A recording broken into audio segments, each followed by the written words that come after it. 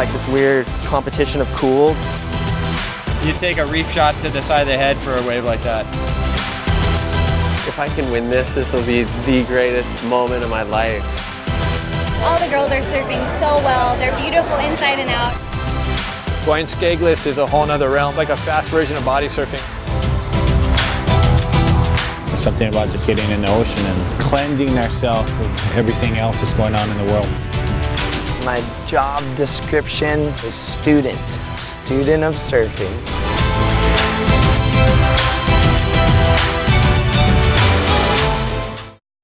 Aloha and welcome to Board Stories. Here again at Waimea Valley on Oahu's North Shore. I'm your host Chris Atronic, and this time on the show, we dive into the 2018 Hui Backdoor Shootout. Taking place in the dead of winter, the shootout has a knack for scoring epic pipeline waves, and this year was no different. Each day brought more amazing rides, and the lucky surfers who competed were treated to perfect pipe. We also hear from Hawaiian pro surfer Ulu Aloha Napayahi, who's found deeper meaning in riding traditional surfing equipment with the Alaia. Waimea Valley here is a special place that demands respect and sees visitors from around the world, which is not unlike the world-famous Bonsai Pipeline, which is just down the road. To start off our tube of the week, visiting Japanese surfer KEITO Matsuoka locks into a pipe beauty.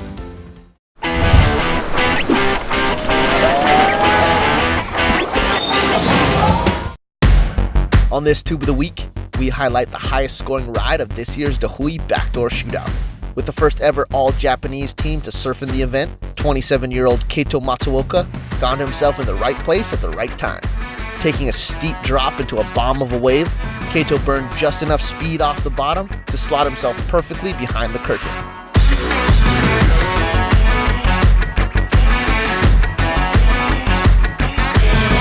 While most surf events go off of a 10-point scale, the shootout is different, and this wave earned KEITO an impressive 11 out of 12 points.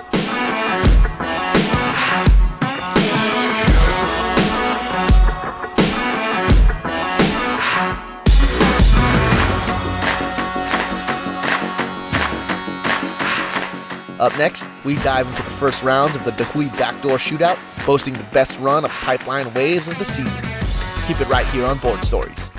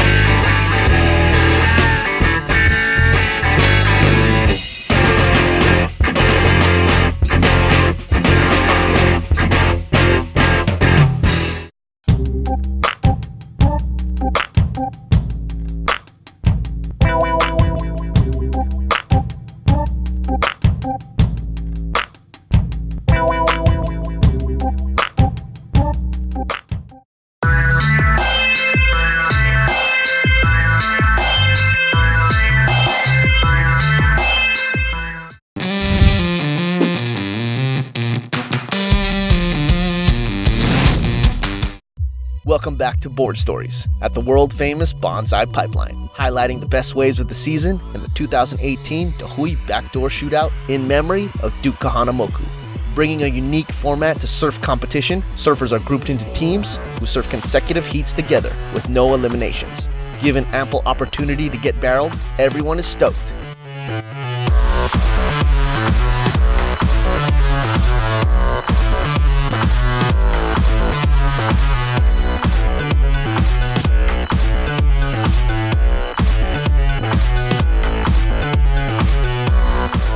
This is an event that you don't really stress out going into.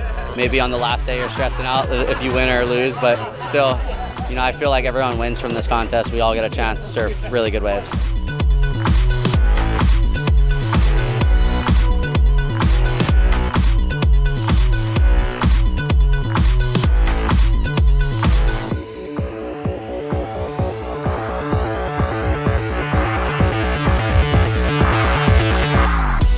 Yeah, this contest has got the best waves all winter for sure. So as soon as I get an opportunity to get waves out there and with a few other guys out, especially this format when you're not competing against them, you're actually, it's your teammate, so you're all trying to get good waves and you're all talking and having a good time, not jockeying for position, and oh man, it was amazing. Best waves all year for sure. It's almost like a free surf. Like, it's almost like if you went on a trip with a bunch of your friends and the waves are perfect and it was just you three out, you know. That's kind of how I would say it's like a surf trip. And it's the best format ever, you know. You're really not competing against anyone else, you're competing against yourself. Not having to sit on anyone or be all competitive, you know. You're more just, if a good one comes to you, you're in a spot, you know, you got to go and try to make it. You see some of those guys throwing their bodies around like they have no care in the world for them, and hitting the reefs and doing whatever else, you know, and just charging, you know, putting the life on the line out here sometimes, you know. So we reward that. We got people that actually ride this place to judge it this time.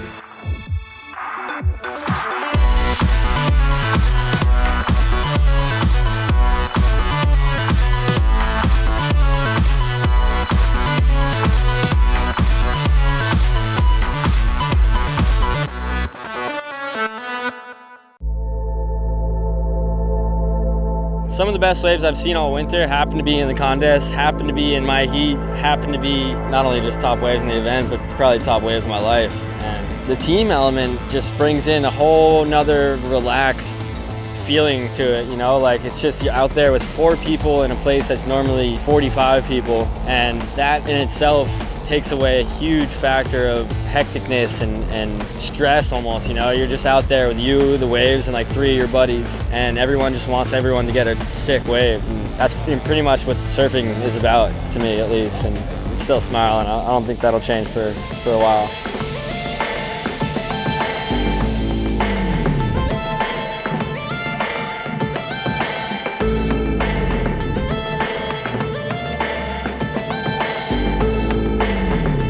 While individual scores were tallied for overall winners, they were also added to team totals. And this year's team winner was the Hui Wax 1.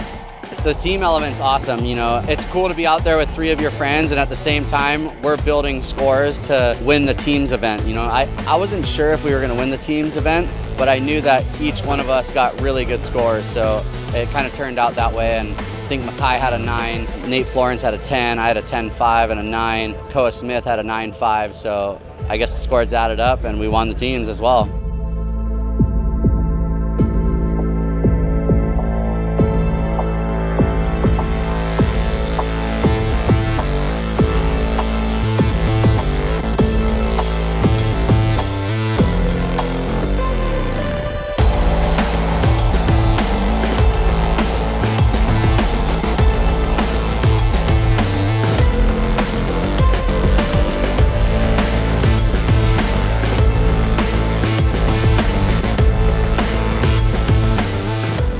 Coming up, we take a break from the shootout and talk to Ulu Boy about his newfound passion for the Alaia. And later, we focus in on the top surfers of the Hui Backdoor Shootout. Board Stories will be right back. Come through and let the valley happen. Take in the sights, look at the plants, feel the different types of wind that blow through Waimea. Through the hands-on activities and demonstrations, our cultural artisans that come in here represent what went on in daily life in old Hawaii. Work your way up to the waterfall. The waterfall, with its life-giving waters, healing waters, it's a place unlike any other that you would find on the island of Oahu.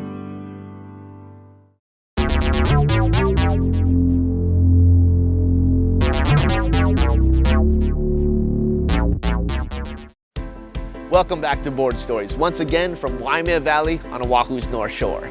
Here you can find many cultural sites, like the Kauhale behind me, which is a Hawaiian living area occupied by a ranking chief or priest. When the ancient Hawaiians enjoyed surfing, they used wooden, finless olo or alaia boards. And Hawaiian-blooded surfer Ulualoha Napayahi has recently taken to practicing this old tradition.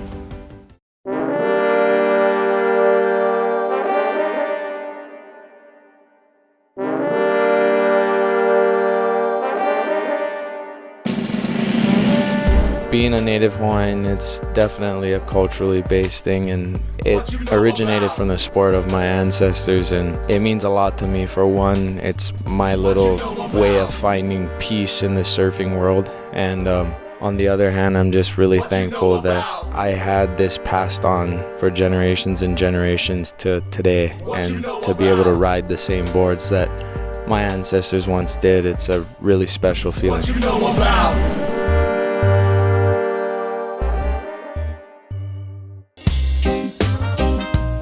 I first started riding on Alaia, kind of was one of those things where I would see him at the beach, I would get on it, and then my really good friend Brandon Ahuna got me a board and he had shaped it, and that's kind of like how it all started, so I'm fresh on this. When I jump on that board in general, I feel no pressure to perform, or I'm not out there to prove to somebody that I'm good at something. I'm just out there enjoying myself. I can definitely feel my connection with the ocean and the board and the energy that flows through this, and the frictionless feeling of nothing holding you back. And you're not surfing a wave, you're sliding across a wave, and you become one with the wave, and it's a feeling like no other. I mean, I've been surfing for quite a while, and the ride to me is like probably the most spiritually connected feeling ever. It's one of those things where I feel like it definitely pushes my surfing. It's a different approach to the wave, and it's great training for paddling. And the bottom line is it's a time for myself to go out in the ocean and just enjoy the pure form of wave riding and what surfing is all about. And wait a little bit longer, what will be, will be.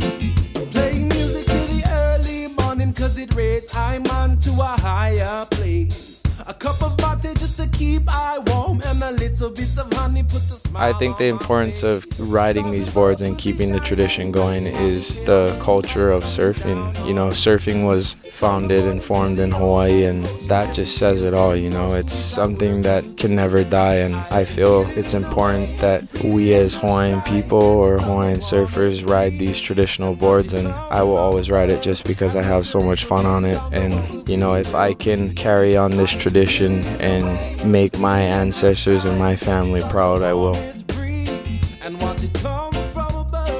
Don't go anywhere.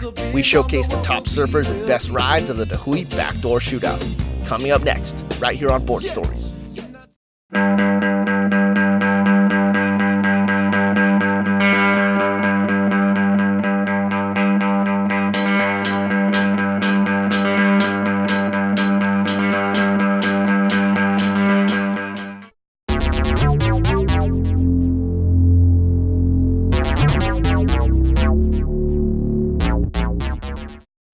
Welcome back to Board Stories, showcasing the 2018 Hui Backdoor Shootout.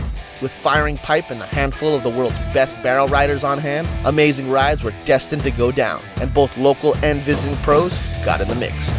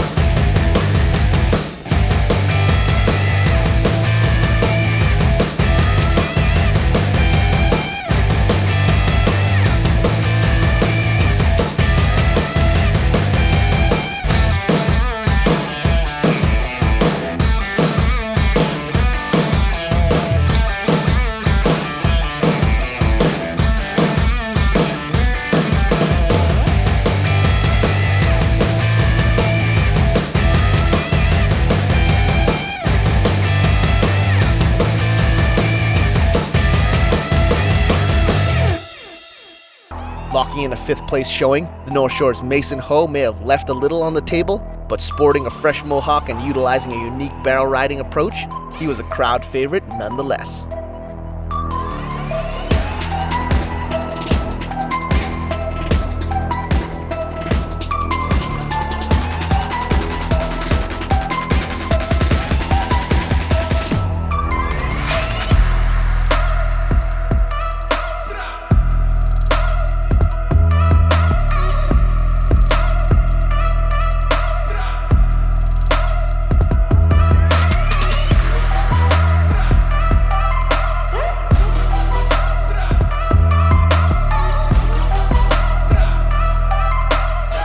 Coming in fourth place overall, New York's BALARAM stack turned some heads and was more than grateful for the opportunity to surf perfect pipe.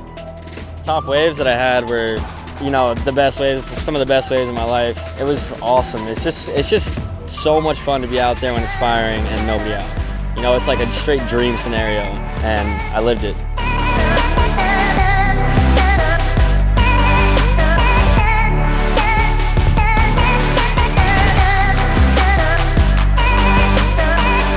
Third place was the man with the high-scoring 11-point ride, KEITO Matsuoka, who was stoked to represent his home country of Japan. Can't believe it. Shared the time with all my hero, surfing perfect pipeline. That was incredible moment for me. Great experience.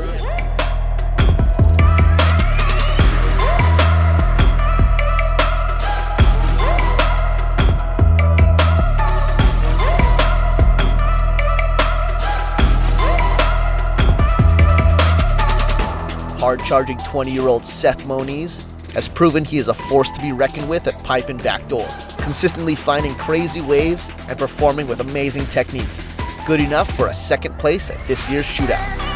Yeah, this is probably my biggest one so far, I think, just to do that out there with like some of the top guys at pipe. So it's a big accomplishment for me to get second, you know. Like, last year I got fourth and I got second, so kind of getting closer to that goal to win.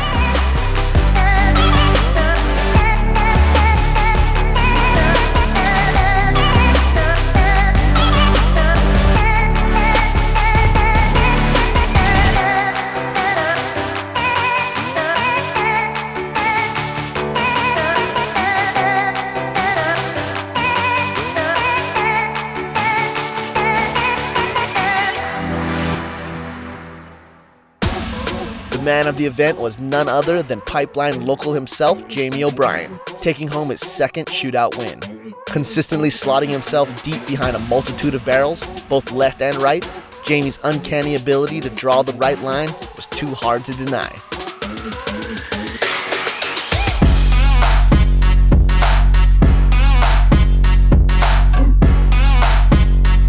It's just cool because I honestly, like, you know, surfing's kind of a greedy sport, but when you win, you want to win again. So you got this feeling and you want to keep it rolling, and some years you won't win, it'll be like a 10-year span where you don't, and then once you kind of get that spot again, it kind of gives you that extra mile of like stoke and the reason kind of why you're doing it, and it's paying off.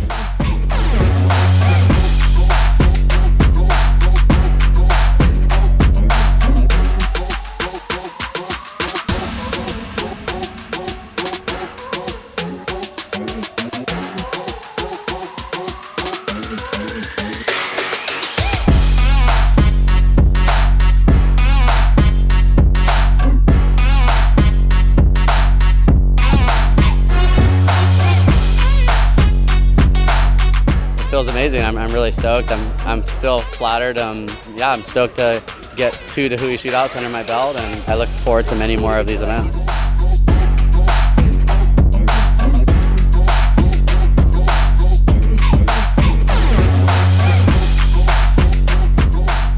There's more pipe around the corner with our spill of the week. Don't go anywhere. Board Stories will be right back.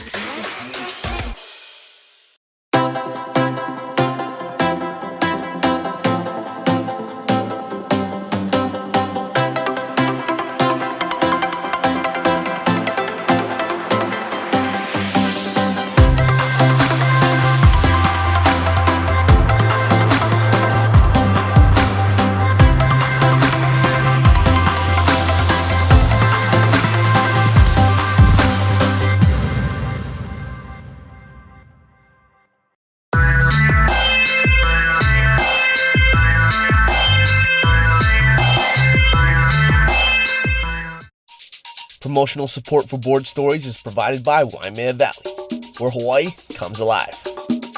Check them out online at waimeavalley.net and give them a visit next time you're on the North Shore. Welcome back to Board Stories. The 40-foot waterfall in the back of Waimea Valley is a highlight attraction that many visitors come here to see, and it is quite spectacular. But if you're in the water at Pipeline, falling water is a different scenario and might be more frightening than beautiful. With that, we leave you with our spill of the week. As for me, your host, Chris Atronic, I'll see you in the water. Aloha.